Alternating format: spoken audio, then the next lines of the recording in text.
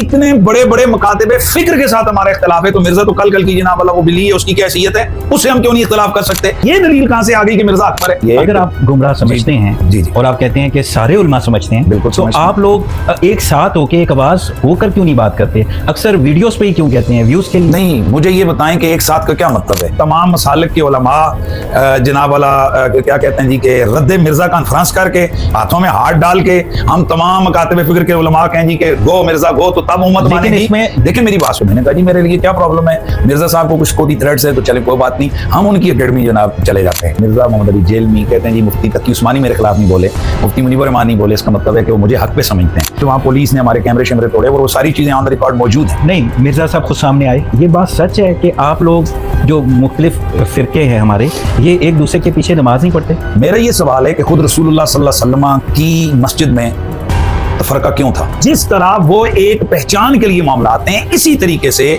कुछ नजरियात, कुछ एतकादात, कुछ वाबस्तगियों की वजह से एक पहचान के लिए ये लफ्ज आ रहा है कि जी ये सुन्नी है और ये गैर सुन्नी है। ओके। बाकी बुनियाद किसी भी इस्लामी जो मसलक है, उनके जो उसूल हैं वो सबके एक हैं, ला इलाहा इल्लल्लाह मुहम्मद रसूलुल्लाह। बाकी उलमाए किराम के हवाले से भी कुछ स्टेटमेंट्स आई हैं। रात को मैं वो मुस्लिम टुडे के ऊपर देख रहा था कि मौलवियों को आराम नहीं आ रहा, रमजान में भी, अगरचे इनका बड़ा भाई कैद है लेकिन ये पूरी ड्यूटी कर रहे हैं, उसकी कमी महसूस नहीं होने दे रहे। अब हमारे वो जो मुफ्ती हनीफ कुरैशी साहब है हाफिज़हुल्लाह ताला, कुछ अरसे बाद उनको फिर कोई जरासीम उनके अंदर आते हैं और कहते हैं नहीं मेरे सामने बिठाओ, मैं ऐसे क्लिप्स निकालूंगा, इसकी मीम्स बनेंगी। वो कराची के मुफ्ती साहब से आज तक बोरा नहीं खुला और ये आज तक अपना वो इल्म का खजाना बहा नहीं सके, और कहते हैं, वो कहता है वीडियो में जवाब दो, तो मैं वीडियो में जवाब नहीं दूंगा, सामने बैठ के जवाब दूंगा।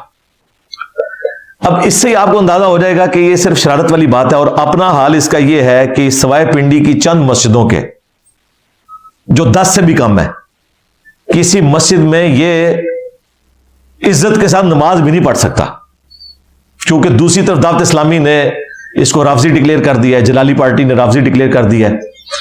ऑलमोस्ट बरेलवियों से ये लोग फारिग हो चुके हैं और अपने आप को कहता है मैं नुमाइंदा हूं बरेलवियों का। हमारे जेलम शहर में भी आया था तो प्रेस क्लब में जाके उसने वो झूठ बोला था।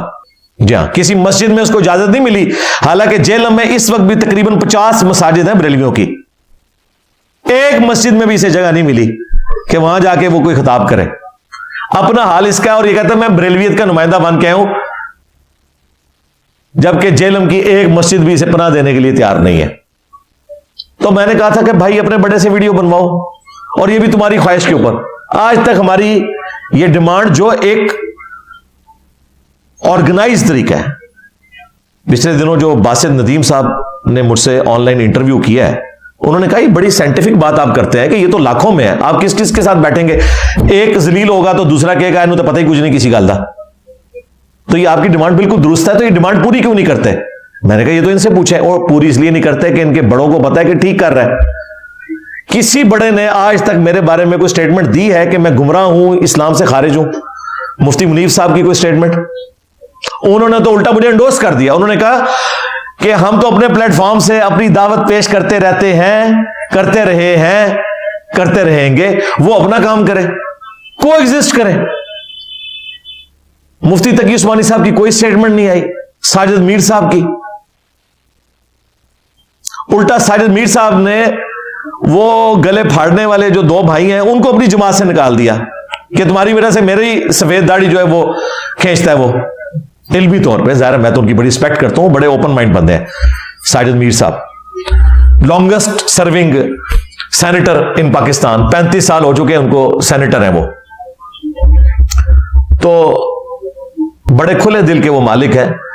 हमारे जो उस्ताद हैं एक्स मुर्शिद प्रोफेसर अहमद रफीक अख्तर साहब, वो उनके बड़े करीबी दोस्त हैं। उनके प्रोग्रामों में जब हम जाया करते थे तो वो स्टेज के ऊपर होते थे, एंड पे दुआ भी वही करवाते थे। हालांकि वो सूफी हैं और ये अहले हदीस हैं, और कई सवालात के जवाब भी वो देते थे वहां पे। तो देख लें, हम पहले दिन से एक बात पे कायम है कि वीडियो बनवाओ अपने बड़े से, वो किसी खंबे को यहां भेज दे, मैं उसके साथ भी बैठूंगा। और ये भी इनकी ख्वाहिश पे है, ये मैंने नहीं इनको चैलेंज किया कि मैंने बैठना है, या जिनको 4 बंदे सुनते हैं उनके साथ मैंने क्यों बैठना है। अल्लाह का शुक्र है हमारे इस प्लेटफॉर्म की लेगेसी तो सबके सामने है।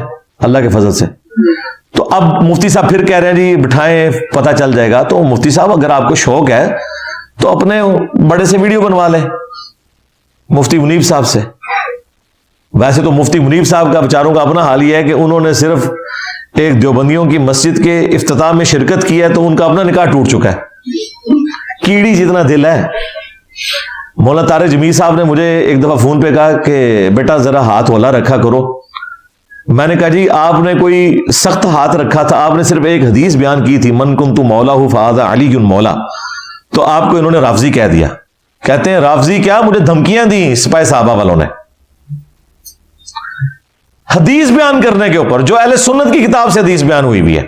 तो मैंने कहा आप तो उनके अंदर रहकर अंदर की बात भी करें जो वो भी मानते हो, लेकिन सिर्फ ये चाहें कि इसके इकरारी ना हो तो आपको वो राफजी कह दें, मुझे तो उन्होंने किसी सूरत एक्सेप्ट नहीं करना।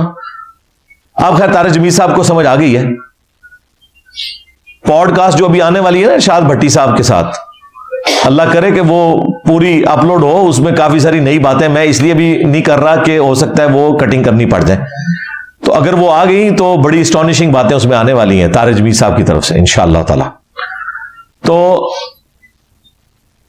तारिक जमीर साहब को इन लोगों ने फारिग कर दिया, हमें कहां से इन्होंने एक्सेप्टेंस देनी है।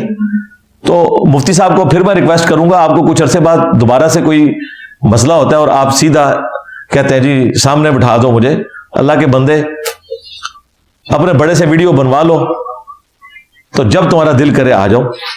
मेरा मोबाइल नंबर भी, सेल नंबर भी एकेडमी का इनके पास मौजूद है।